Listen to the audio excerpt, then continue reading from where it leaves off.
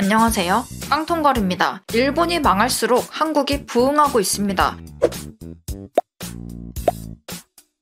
두 국가는 같이 갈래야 같이 갈 수 없다고 온 우주가 힘을 합쳐 증명해주고 있는 거죠. 요즘 성지순례 글이 뜨고 있습니다. 2017년 5월 외국계 증권사 홍콩 CLSA 증권은 2022년쯤이 되면 코스피 지수가 최고 4,000에 이를 수 있다고 관측했습니다. 새 정부가 들어서면서 기업 지배구조가 개선되고 기업 배당 성향이 높아지면 저평가됐던 국내 증시가 제자리를 되찾게 될 거라는 겁니다. 이 증권사는 유가증권 시장은 앞으로 5년 동안 연평균 15%의 수익률을 내게 될 것이라며 2022년에는 시가총액이 현재의 2배에 달할 것이라고 예측했습니다. 이 분위기가 지속되더니 작년 9월에는 코스피가 4,000이 돼도 이상하지 않다는 기사가 보도되기까지 했습니다. 1월 6일 코스피가 사상 처음으로 3,000을 돌파했습니다. 요즘 동학 개미들이 그간 성실하게 투자한 일도 극찬을 받는 분위기입니다. 이번에 코스피를 멱살 잡고 끌고 온 자동차, 화학, 반도체는 10년 전부터 급성장하기 시작했습니다. 바로 2011년 동일본 대지진이 일어나고부터입니다. 특히 현대차그룹은 동일본 대지진 당시 일본 자동차 공장이 타격을 입자 이 틈을 파고들었습니다. 동일본 대지진 이후에는 토요타가 대규모 리콜을 하면서 현대차그룹이 글로벌 3위까지 올라갈 거란 전망이 나왔습니다. 그리고 그해 현대차의 판매량이 자동차의 본고장인 독일에서 토요타를 뛰어넘었죠. 전기차 분야에서는 이미 토요타가 넘볼 수 없는 세계 3위로 올라섰습니다. 작년 세계 전기차 시장 점유율은 1위는 미국 테슬라, 2위는 프랑스 르노 닛산 얼라이언스, 3위가 현대자동차 그룹이었죠. 점유율 순위에서 일본은 없었습니다. 2011년에 일어난 동일본 대지진 당시 일본 완성차 업체의 자동차 제어장치 반도체는 르네사스 일렉트로니스가 독점하고 있었습니다. 심지어 이 회사의 세계시장 점유율은 30%에 달했습니다. 그런데 동일본 대지진으로 르네사스 일렉트로니스 공장이 무너지면서 제조장비 대부분이 망가지게 됐습니다. 당연히 르네사스는 생산을 멈췄고 토요타를 비롯한 일본 완성차 업체는 40% 이상 감산할 수밖에 없었습니다. 공장을 완전히 복구하는데도 6개월 이상이 걸렸습니다. 애초에 토요타는 덴소 등 여러 협력업체들에게 제어장치를 공급받고 있었습니다. 공급이 단절될까봐 분산 투자를 한 거죠. 그런데 문제는 이 협력업체들이 만든 제어장치 핵심 부품을 모두 르네사스가 공급해오고 있었다는 겁니다. 토요타가 여러 협력업체를 둔 의미가 없어진 겁니다. 심지어 르네사스가 생산한 이 핵심 부품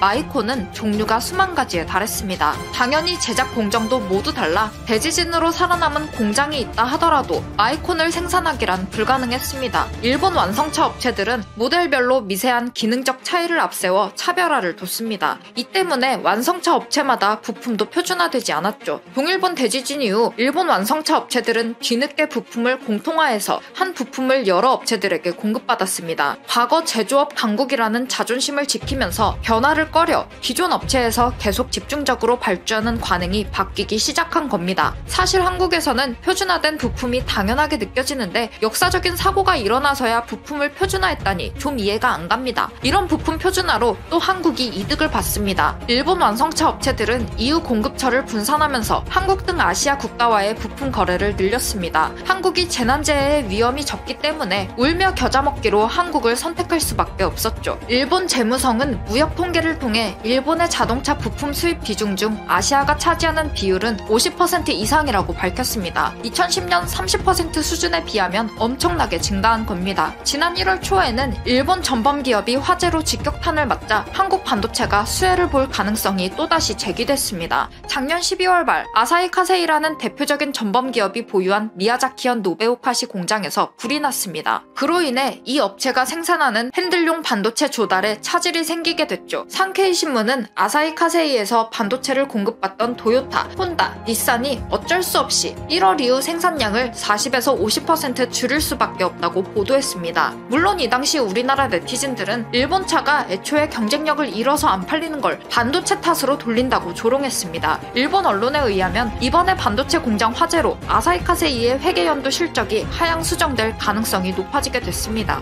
다급해진 일본 자동차 업체들은 최후의 수단으로 중국 한국산 반도체를 들여오는 방안까지 검토하고 있습니다. 그 좋은 한국산 반도체가 바로 옆에 떡하니 있는데 그동안 자기들이 수출 규제 때린 걸 생각하면 달라고 하기 민망하긴 할 겁니다. 한 네티즌은 그렇게 우리 망하라고 악을 쓰더니 스스로 자기 살을 깎아먹고 있다며 일본을 비난했습니다. 일본은 자국 반도체 산업이 침체되자 적극적으로 외국 반도체 기업들의 협업을 추진하고 있습니다. 일본 경제산업성은 작년 말부터 TSMC, 삼성전자, 인텔 등의 글로벌 기업들도 유치하기 위해 수년 동안 1조 1200억 원에 달하는 금액을 지원할 계획을 세우고 있습니다. 1월 6일에는 TSMC가 일본 경제산업성의 지원을 받고 현지에 반도체 공정 패키징 라인 공장을 세울 가능성이 있다는 소식이 보도됐습니다. TSMC는 기존에 일본에 묶인 게 있습니다. 2019년 11월 도쿄대와 합작해 공동연구소를 설립하기도 했고 일본 소부장 업체인 도쿄일렉트론, 도쿄오카 공업 등이 공동연구소에 장비를 공급하면서 TSMC가 일본에 투자할 가능성이 더 높아졌죠. 하지만 삼성이 그동안의 감정은 내려놓더라도 어차피 지진과 태풍 때문에 현지 공장을 세우기란 불가능해 보입니다. 이건 다른 글로벌 기업들도 마찬가지죠. 일본의 재난으로 수혜를 본 업종이 또 있습니다. 바로 화학 업종입니다. 일본은 과거 세계 최대 원유 수입국이었습니다. 그런데 2011년 동일본 대지진으로 일본의 정유, 화학 공장이 멈춰버렸고 일본은 원유 수입을 중단해야 했습니다. 그러자 유가가 하락했고 제품 가격은 오르는 잔치가 벌어졌습니다. 이 당시 중국은 자국 산업 육성 정책으로 설비에 투자하고 있던 때였습니다. 주요 소재를 활발히 수입해야 했는데 일본은 대지진으로 생산에 차질이 생겼고 거기에 엔화 가치가 급등해 한국이 신나게 중국에 제품을 공급하는 현상이 벌어졌죠. 최근 한국을 이기겠다며 일본 1, 2위 조선업체끼리 합쳤다가 어떤 결과를 맞게 됐는지 근황이 전해졌습니다. 작년 3월 일본 최대 조선사인 이마바리 조선과 2위인 재팬마린 유나이티드가 제휴 계획을 발표했습니다. 그리고 올해 1월 1일 니온 심야드라는 끔찍한 혼종이 출범했습니다. 이때까지만 해도 일본에서는 기대감이 컸습니다. 이마바리는 중소형, 재팬마린 유나이티드는 대형 선박 분야에서 주로 활동하고 있으니 사업 포트폴리오를 입체적으로 구성할 수 있을 거라고 생각했겠죠. 이 일본 조선업체들은 한국과 중국의 조선업이 몸집이 커지자 일본 내 개별 기업으로는 상대가 되지 않는다고 판단했습니다. 실제로 재팬마린 유나이티드 관계자는 니온 게이자이 신문과의 인터뷰에서 한국에 매번 수주를 빼앗겼고 일본은 수주 자체가 끊긴 상황이라고 토로했습니다. 한국의 수주를 빼앗긴 게 단순히 기업의 몸집 차이 때문이 아니라 기술력이 딸려서 수주가 끊겼다는 걸 일본은 모르고 있습니다. 2000년대까지만 해도 일본 해운사는 100이면 100, 일본 조선사에게 발주를 했습니다. 그런데 2018년에 이르러서는 발주 비율이 75%까지 떨어졌습니다. 일본은 한국과 중국 정부가 전폭적인 지원을 쏟아부었기 때문에 양국 조선업이 자기네를 능가했다고 주장하고 있습니다. 일본 국토교통성 간부까지 나서서 일본 조선업계에 가장 시급한 과제를 해결하자고 호소했습니다. 일본 조선 기업들이 따로 놀지 말고 공동 대응으로 수주에 나서야 입찰에 명함이라도 내밀 수 있다고 주장한 겁니다. 그런데 야심찬 합작이 무색하게 최근 니온 게이자의 신문은 일본 조선회사가 아무리 합작을 해도 한국이나 중국의 경쟁에서 규모로 상대가 되지 않는다고 분석했습니다. 둘이 아무리 합친다 해도 한국을 쉽사리 따라잡지는 못할 거라는 거죠. 한 네티즌은 꼴찌팀끼리 뭉쳤다고 뭔 일이 일어나는 게 더 이상하다며 당분간 일본이 한국을 따라잡기란 어려울 거라고 분석했습니다. 일본은 저가를 내세운 중국, 고가에 기술력을 내세운 한국에 밀리는데 일본 정부가 언제까지 저 돈 먹는 하마에 화폐 찍어서 보조해줄지 궁금하다는 의견도 있었습니다. 그런데 일본의 합작 행보는 알고 보면 내로남불 코미디입니다. 한국 정부는 2018년부터 10조 원이 넘는 공적 자금을 투입해 현대중공업이 대우조선해양을 인수합병하는 것을 도왔습니다. 이 당시 현대중공업과 대우조선해양은 수주 전량 기준으로 세계 1, 2위 조선소였습니다. 두 회사가 합칠 경우 세계 시장 점유율은 21%에 달할 거라고 전문가들은 예견했죠. 전문가들의 예견은 그대로 들어맞았습니다. 2019년 말 한국 조선업이 세계 선박 수주에서 중국을 제치고 1위를 기록하면서 시장을 싹쓸이했다는 소식이 전해졌습니다. 또 작년에도 1위 자리를 유지했죠. 2위는 중국, 3위는 일본이었습니다. 특히 전 세계에서 발주된 VLCC 42척 중 한국의 점유율은 81%를 기록하게 공격하기도 했습니다. 일본이 가만히 있을 리 없습니다. 일본은 이 인수합병 문제를 걸고 넘어져 2019년 1월에 WTO에 우리나라를 제소했습니다. 일본은 제소 이후로 한국이 독자 생존이 어려운 조선소를 지원해 저가 수주를 조장했고 일본 조선업에 심각한 피해를 끼쳤다고 주장했습니다. 그러면서도 작년 7월 말에는 한국과 중국에 대항하기 위해 자국 조선업계에 대규모 공적 자금을 지원해주기로 결정했다는 발표를 냈죠. 일본은 WTO에 우리 조선 산업 가지고 제소했으면서 지그들이 비난한 방식을 여러 산업에 남발하고 있습니다. 조만간 전기, 수소, 자율주행차 등 한국 자동차가 날개를 펴면서 토요타까지 무너지게 될 듯합니다. 그러면 자동차 부품 분야에서도 혼종이 탄생할 수도 있겠습니다. 오늘 준비한 영상은 여기까지입니다. 끝까지 시청해주셔서 감사합니다. 다음 영상에서 만나요. 주한미군 감축과 관련한 트럼프 대통령의 발언들이 뻔히 아닌 것으로 드러나고 있습니다. 워터게이트 특종을 통해서 세계적인 화제를 불러일으켰던 밥 우드워드 기자의 신간 경로가 오는 15일 발간됩니다. 우드워드는 여기서 주한미군과 관련한 진실을 폭로했습니다. 책에는 트럼프의 실제 발언이 고스란히 담겨 있습니다. 책에 따르면 트럼프는 전 세계는 우리 미국을 이용만 하고 있다. 이제는 변화가 필요한 시간이다. 나는 한국을 떠나고 싶다고 말했습니다. 트럼프는 미국이 한국인을 지키기 위해 3만 명의 병력을 유지하는 비용을 내고 있다면서 미국은 모든 사람이 빼앗아가고 싶은 돼지저금통이라고 강조했다고 합니다. 더욱이 트럼프는 이 말을 하는 와중에 웃으면서 여러 차례 욕을 했다고 합니다. 방위비와 관련한 부분도 언급했습니다. 2017년 11월 트럼프 대통령은 한국을 방문했습니다. 당시 트럼프 대통령은 빈센트 브룩스 주한미군 사령관에게 방위비를 더 받아내야 한다고 강조했습니다. 브룩스 사령관은 트럼프 대통령과 함께 전용 헬기 마린1을 타고 오산 공군기지에서 평택의 험프리스 기지로 이동했습니다. 헬기에서 브룩스는 한국의 역할을 높이는 듯한 발언을 했습니다. 한국이 험프리스 기지를 건설하는데 100억 달러를 썼습니다.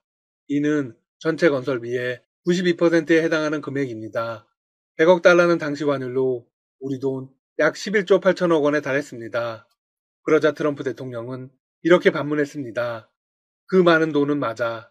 근데 왜 한국인들은 이 기지를 짓는 데 들어간 비용의 전부를 내지 않았지? 이에 브룩스 사령관은 미국 법에 따라 민감한 자산 등에 대해서는 미국이 돈을 내고 관리를 하도록 정해져 있으며 법적 규제가 없었다면 한국은 100% 비용을 다 냈을 것이라고 답했습니다. 한국에게 더 많은 방위비를 받아야 한다는 얘기는 평택기지 방문 후 서울로 돌아오는 길에서도 또 나왔습니다. 평택에서 서울로 돌아오는 헬기에서 트럼프 대통령은 유리로 된 큰 빌딩 3동을 발견했습니다. 강남역에 있는 삼성 사옥이었습니다. 트럼프 대통령은 놀란 표정으로 저 건물들은 뭐지? 라고 물었습니다. 브룩스 사령관은 삼성이라고 답했습니다. 그러자 트럼프는 혀를 끌끌 차면서 이렇게 말했습니다. 내가 말하려는 것이 이거다. 한국은 부자 나라다. 저 높은 고층 건물과 고속도로, 인프라들을 좀 봐라. 지금 우리가 이 모든 것을 부담하고 있는 상황이다. 한국인이 모든 걸 다 내야 한다. 삼성 건물을 본 트럼프의 반응은 당시에도 큰 화제가 되었습니다. 방위비와 주한미군 얘기는 여기서도 끝이 아닙니다. 이 책에는 참모들이 철강 알루미늄 관세 부과에 반대하자 갑자기 주한미군 감축을 들고 나온 정황도 담겼습니다. 2017년 트럼프 행정부는 외국산 철강과 알루미늄에 관세를 부과하는 방안을 검토했습니다. 백악관과 내각 주요 인사 간에 논의가 있었습니다. 책에 따르면 트럼프 대통령은 게리 콘 당시 국가경제위원회 위원장 등과 회의를 하며 이렇게 단언했습니다. 미국에 들어오는 모든 철강과 알루미늄에 반드시 관세를 부과할 것이다. 그러고는 미국의 대한국 무역 적자를 공개적으로 언급했습니다. 그러나 콘 위원장은 트럼프의 대통령과 생각이 달랐습니다. 미국 경제는 소비 주도형으로 외국산 철강과 알루미늄에 관세를 부과하면 물가가 올라 국내 총생산에 큰 타격을 줄 수 있습니다. 네, 관세 부과에 대놓고 반대를 한 것이죠. 당시 백악관 예산국장도 콘 위원장을 거들었습니다. 이에 트럼프 대통령은 엉뚱한 소리를 합니다. 온 세계가 우리 미국에게서 이득만 취한다. 이제는 바꿀 때이다. 트럼프 대통령은 책의 저자인 우드워드와 인터뷰에서도 주한미군과 관련한 속내를 숨기지 않았습니다. 왜 우리가 그걸 하고 있는가? 우리가 왜 한국을 신경 써야 하는가? 우리는 8,500마일이나 떨어져 있다. 사실관계가 모두 틀렸습니다. 서울은 시애틀에서 약 5,100마일, 미국 동부 해안에서 약 7,000마일 떨어져 있습니다. 이는 우드워드가 직접 적은 것입니다. 즉, 공개적으로 트럼프 대통령을 조롱한 것이죠. 트럼프 대통령은 아베 신조 일본 총리에게도 이런 말을 했습니다. 당신들은 부자 나라다. 왜 우리가 당신들을 보호하고 당신들은 우리에게 아주 적은 비용을 지불하는가? 한편 책에서는 김정은 국무위원장의 발언들도 대거 소개되어 있습니다. 정경두 국방장관이 한 연설에서 이런 발언을 한 적이 있습니다. 한국을 계속 위협하고 도발한다면 북한 정권과 북한군은 당연히 적개념에 포함되는 것이다. 이에 김 국무위원장이 발끈하면서 이렇게 말했습니다. 며칠 전 남한 국방장관이 우리의 재래식 무기 현대화를 도발과 위협으로 간주하고 이를 지속할 경우 우리 정부를 적으로 분류하겠다고 했다. 현재든 미래든 남한 군대는 나의 적이 될 수 없다. 당신이 언젠가 언급했듯 우리는 특별한 수단 없이도 강한 군대를 갖고 있으며 사실 한국군은 내 군대와 상대가 되지 않는다. 김 국무위원장은 거듭 분노를 터뜨렸다고 합니다. 연합훈련을 참가하는 주한미군을 상대로도 이런 발언을 했습니다. 내가 더 싫은 것은 미군이 한국 국민의 이런 편집증적이고 과민한 반응에 동참하고 있다는 것이다. 나는 분명히 기분이 상했으며 당신에게 이런 감정을 숨기고 싶지 않다. 하지만 북한 측은 미국 측과의 회담이나 서신에서는 직접적이든 간접적이든 한 번도 주한미군을 문제 삼지 않았습니다. 미국 측은 북한이 주한미군의 유지를 원한다는 쪽으로 결론을 내린 것으로 적혀 있습니다. 우드워드는 김 위원장이 중국을 견제하는 역할을 하기 때문에 주한미군의 주둔을 원하는 것으로 폼페이오 장관이 결론 내렸다고 전했습니다. 한편 이 책에는 북한과 미국의 회담 당시 상황이 상당히 자세히 나와 있습니다. 폼페이오 국무장관이 내 지시로 첫 번째 비핵화 중대 조치를 합의하러 가니 협력해달라. 트럼프 각하처럼 탁월한 정치가와 좋은 관계를 맺는 건 기쁘지만 기대했던 종전이 없어 유감입니다. 이는 트럼프 대통령과 김정은 국무위원장이 주고받은 친서 27통 중 2018년 싱가포르 정상회담 직후 주고받은 편지의 내용입니다. 서로를 높여주는 듯한 분위기를 풍기지만 실제로는 서로 한 발짝도 물러서지 않았습니다. 우드워드의 저서가 놀라운 건 김 위원장이 싱가포르 회담 후속 조치로 종전선언을 기대했다는 사실을 처음 공개했기 때문입니다. 당시 종전선언에 대한 국제적 관심도 엄청났습니다. 북한의 핵 장거리 미사일 실험 중단과 한미 연합훈련 중단 외에 종전선언에 대한 구두 합의가 있을 거라는 관측이 있었기 때문입니다. 싱가포르 회담 이후 미국은 합의 이행을 위한 후속 협상을 위해 폼페이오 국무장관을 평양에 파견했습니다. 하지만 폼페이오 장관은 이틀에 걸쳐 김영철 노동당 부위원장을 만났을 뿐 김정은 위원장은 만나지 못했습니다. 폼페이오 장관이 평양을 떠난 뒤 북한은 미국을 맹비난했습니다. 미국은 비핵화에 관해 일방적이고 강도적인 요구를 했다. 이후 김 위원장은 한국전 종전선언을 이행할 것을 서둘러 요구했지만 트럼프 대통령은 완전한 비핵화를 포함한 약속을 먼저 이행하라고 했습니다. 결국 두 사람의 관계는 완전히 식어버립니다. 지금까지 닥터시사TV였습니다. 여러분 시청해주셔서 감사합니다. 구독과 좋아요 부탁드립니다.